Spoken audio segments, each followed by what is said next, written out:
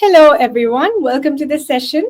This is Ahisha Haneef joining you from the British Council in Sri Lanka, and I am very happy to be here today.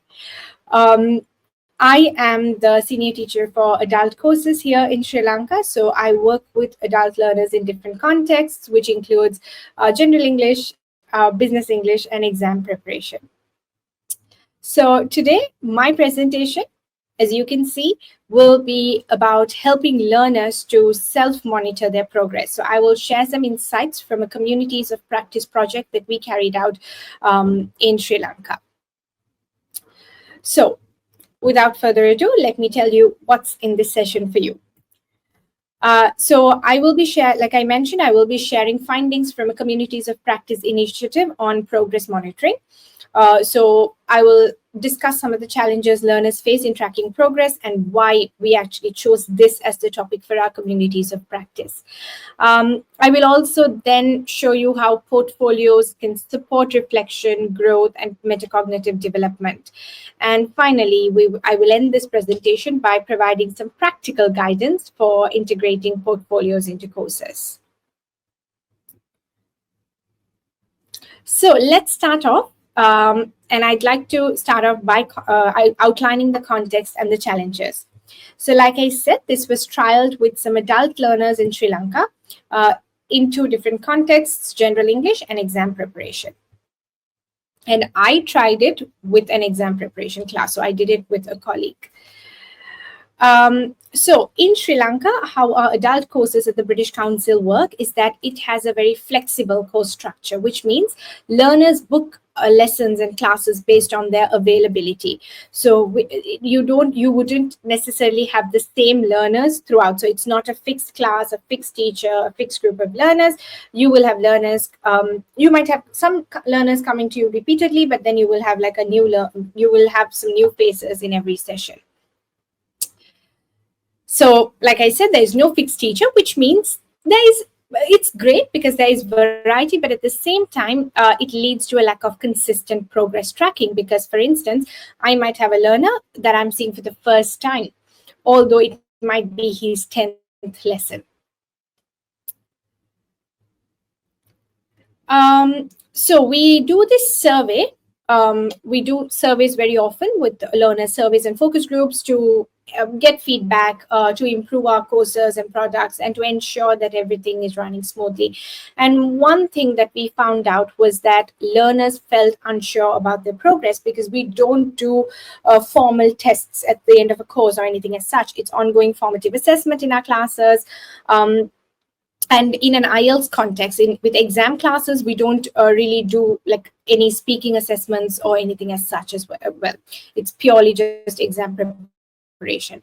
So learners, there was a question about like, how do I know that I'm progressing, or I don't really know whether I've improved. I don't know where I stand. So these were some of the issues. And like I said, since I trialed this out in an exam preparation class, two other exam class issues were that learners didn't recall a lot by the time they had finished the course and the exam approached, and they couldn't really recall past feedback. So it was a little difficult for them to act on the feedback and improve their answers in future. So yeah, this was the context. These were the challenges. And as you can see, there was a need for learners to feel or to know how to assess themselves, because from the booking to choosing the teacher to choosing their lessons, it was the learners had the autonomy to do that. So we felt that learners also needed the autonomy to assess themselves, and that's how this idea stemmed. So our communities of practice was broken into three. So we met 4 times over a span of about 3 months. So first, we identified the challenges. So what were some of the challenges that I just highlighted to you. Secondly, Then we discuss some methods. What methods can we use in our classes? What methods can we trial to help learners self-assess, to monitor their progress, and so on. So there were various suggestions. So some teachers said we could tabulate their findings. Some teachers said that we could use checklists. Some teachers said that, oh, if it's an exam class, we could use the exam criteria, like, for example, the IELTS writing band descriptors in a more simplified version. Some teachers suggested the use of AI. Some teachers suggested, sharing some self-study resources where they could, do the practice, check the answers on their own. That way they would be able to gauge their progress. So these were some of the methods that that emerged in the second discussion. So we went back, trialed these methods, and we met again for the third time. So the third time, we evaluated the outcomes. We saw, each of the participants presented the pros and the cons, the benefits, the challenges of each of the methods that we trialed. And then how we concluded this communities of practice, the final session, was that we came up with a solution. The outcome of this communities of practice project was a portfolio model where we integrated all of the methods, because upon discussion, what we realized was that each of these methods had their benefits. They were all beneficial and useful to learners, but it was not practical to trial them all in one lesson. Like, there were challenges like time. A lesson was only 90 minutes.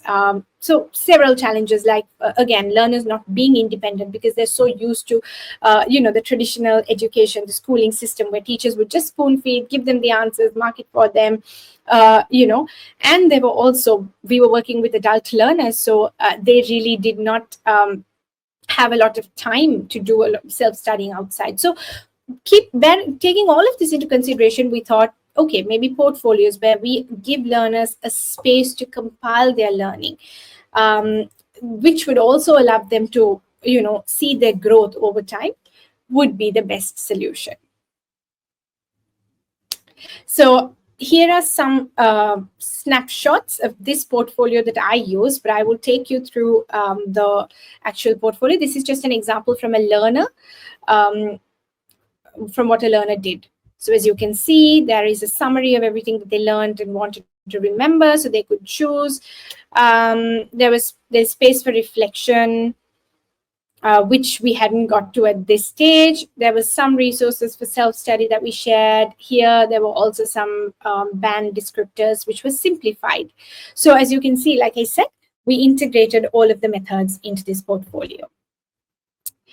Now, I think I will just take you through the actual portfolio that I used, because that way you'll be able to see what exactly was inside. And I'd also like to show you how all of these elements can easily be adapted into any setting. Also, just to give you some a bit of a backstory, this whole portfolio, the format emerged based from, like, there was an internal conference where some of our colleagues in Hong Kong, they presented a young learner portfolio that they used with their young learners, so with their secondary learners. And some of these elements were actually inspired by that. So what I'm trying to tell you is that, yes, this portfolio that I'm going to now show you is what I used with my adult IELTS learners, but it could easily be adapted into any setting. You just need to decide what you want to put in there based on the needs of your learners and the nature of your course. So let's have a look at this portfolio now. Okay. So we called it a learning log. So we start off by giving them a space to outline their learning goals. So also remember, all of this requires a little bit of training, because some of our learners are very new to this. It takes them some time to, even to be taught how to formulate goals. So it can be a little time consuming at the beginning, but then once you get the hang of it, once they get the hang of it, you just need to watch them doing their thing. They take complete control, and then they are independent. So we start off by highlighting their goals, what their goals are. I encourage them to be as specific as possible and how they're going to achieve it.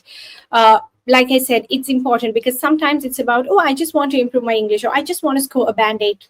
I've come for the course. But they need to understand that it's more than that. It's just more than coming to a course for 2.5 hours or 1.5 hours.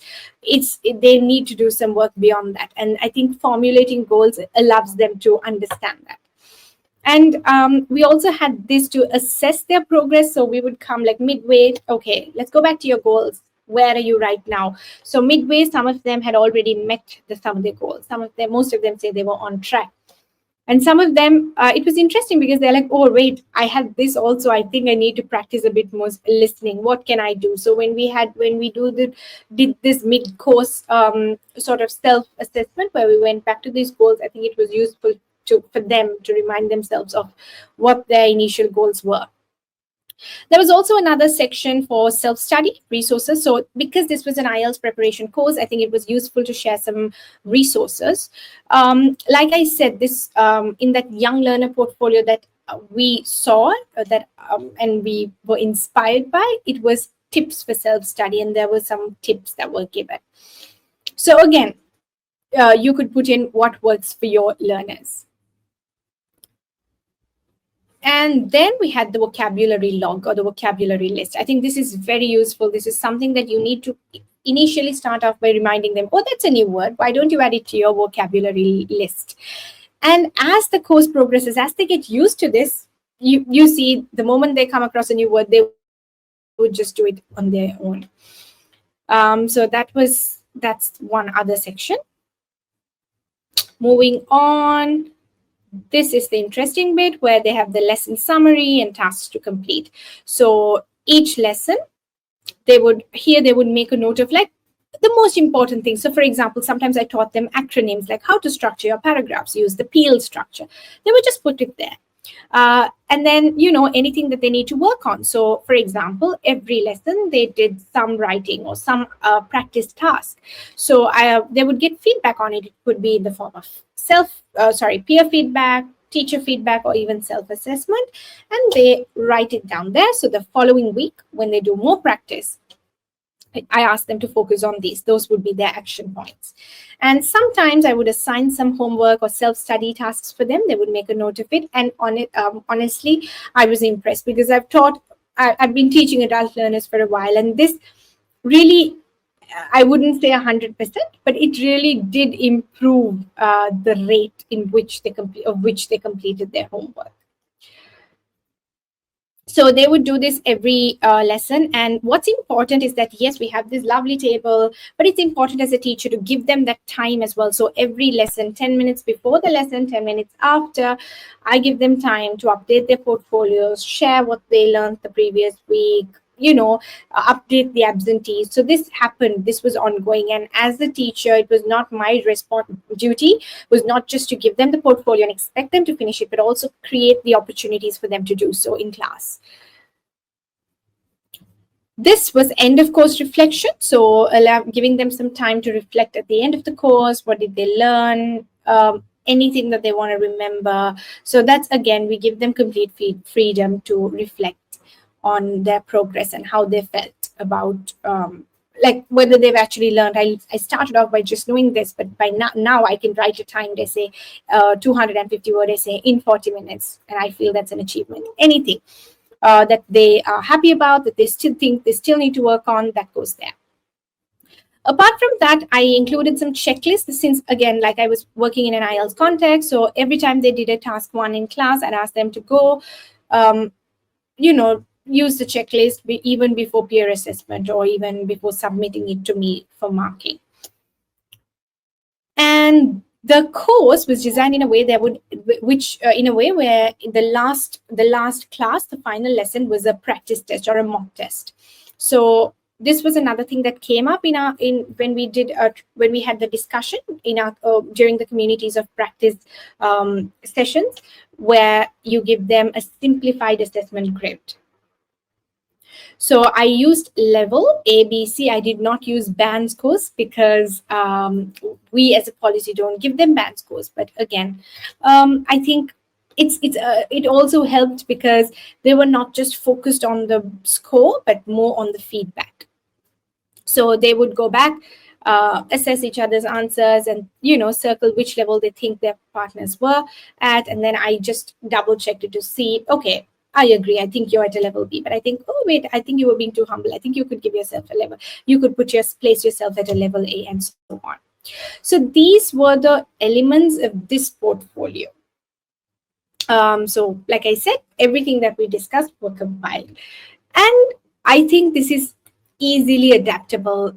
You could change this, like if there were more lessons, you could add more, you could dedicate 1 page per lesson.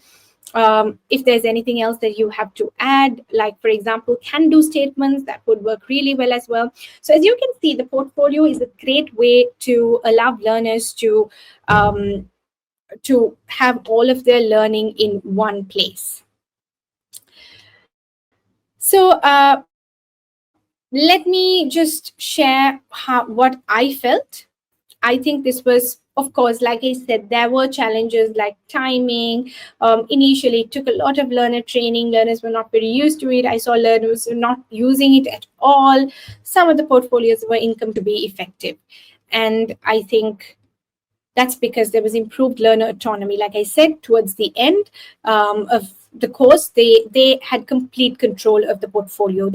I didn't have to remind them. They would just reach out to their logs and make a note of whatever they had to remember, any self-study, any new vocabulary. So there was some autonomy. There was a better understanding of progress because they could see the feedback. And in my context, they appeared to be more ready for the exam as suggested by their responses to a survey that I need opportunity for formative assessment.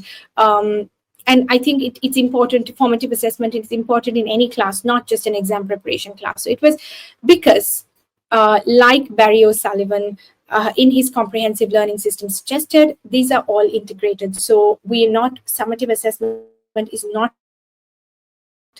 something that we see at the end after everything. We teach them everything and then we think about summative assessment. It is something that has to be a part of the curriculum, because formative assessment is what feeds into summative assessment. And I think portfolios are a great way to help prepare to reach that end goal, which could be a final summative test like the IELTS, or just in order for them to be able to see improvement. So thank you. That's basically insights from our communities of practice project. And I hope you found that useful. I'd be happy to take any questions now.